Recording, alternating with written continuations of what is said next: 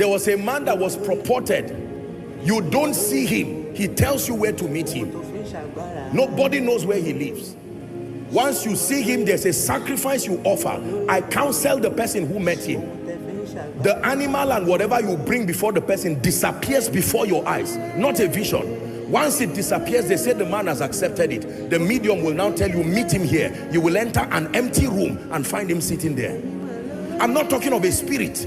Somebody who has a mother. The mother is alive. The father is alive. Now you go and preach the gospel to that man as an evangelist from Koinonia, and you go and stand there and say, Mr. Man, listen, I know. Let me give you the Greek word for gospel. Let me give you the Hebrew word for signs and wonders. I'm not being sarcastic. And the man will watch you. He will first clap his hand as you are talking and say, your prayer now is that you go out safely.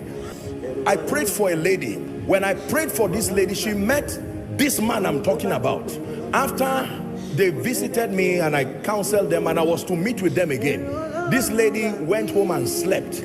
That man came to her in the sleep and said, who did you go and meet? And threatened her and said, if you do whatever, they will kill you and all of that. And by the next day, they were supposed to come with the family, and the lady refused. She said, I know what I saw. It was not a dream. The man appeared to me and you say, you go there again, you are dead. I've prayed for people who went, I don't know if it was looking for money or looking for love, one of those, but they took them to a graveyard. True story. Either money or love. It has to be one of these two. I can't remember the story. I mean what I'm saying. I think they were looking at something that has to do with either the finances or maybe some, yeah. Now watch this. I mean what I'm saying. They took them to the grave and they laid down there for days.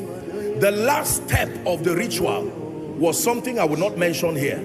And the ladies now said, no, this one, you've gone too far. We've bent over backwards. And the man swore to them, not this man I'm talking about, another herbalist. He swore to them that if they walk out of that place and walk out of him, that they will run mad. Do you know one of them started behaving as if they were not even fine?